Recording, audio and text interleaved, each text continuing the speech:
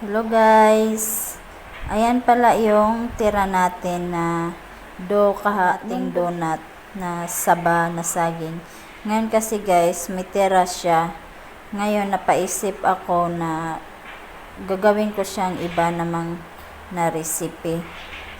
Try ko siyang gawin na banana cake pero saba nga lang. Tingnan natin kung anong resulta. Tara, umpisan ko na. Ngayon, mag-add lang ako ng ibab natin. Dagdagan natin siya ng ibab. Ayan, may tira din akong condensed milk. Ihalo ko lang din para hindi isayang. Puro mga tira-tira yung ginagawa ko guys. Para sa ating banana cake made in saba na saging.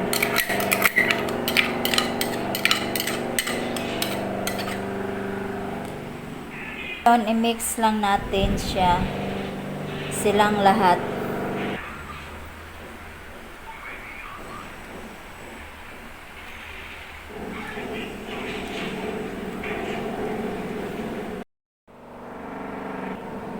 Mag-add lang din ako ng half teaspoon ng baking soda para maging smooth yung ating banana cake.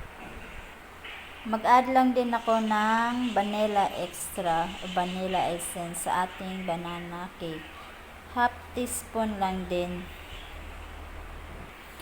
Na-excited na ako guys kung ano talagang maging result nito sa ating banana cake na saba yung ginamit natin.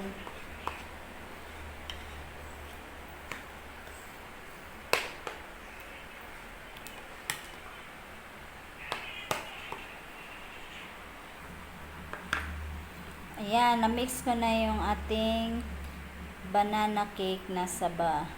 Dito ko pala siya ilalagay. Kaya ngayon, lagyan ko siya ng star margarine. Para lang hindi siya dumikit. Hindi tayo mahirapan mamaya magtanggal.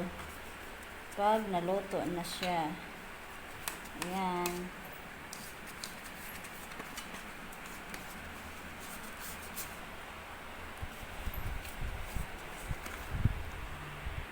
Ngayon guys, ilagay ko na dito sa ating lianera.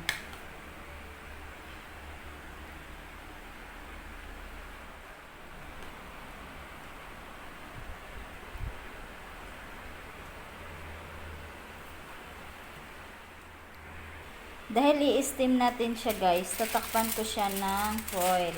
Para lang hindi siya maanuhan ng tubig yung taas niya. Kasi pag nag-moist siya, ayun, magtutubig na yung taas nun. Ayan, ganyan lang yung gagawin natin. Ayan, nagpakulo na pala ako ng tubig guys.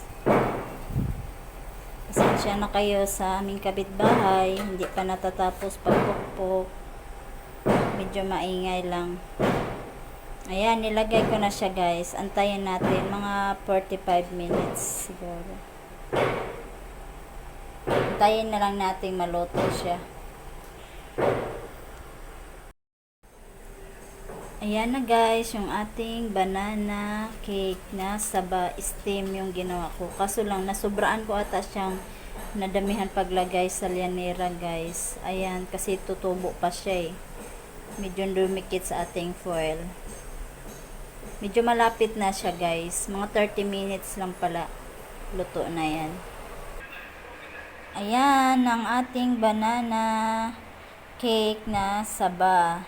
Steam lang siya guys. Ayan. Medyo nasira lang yung sa taas kasi dumikit siya sa foil. Pero okay lang din. Kasi pangkain lang naman. O, diba? Pwede din pala ang banana cake saba yung gamit. Wala siyang butter din pala. O, hindi tayo nag-add ng butter. Kasi yan lang yung tira nung naggawa tayo ng donut. Ayan, yummy. Tara, kain po.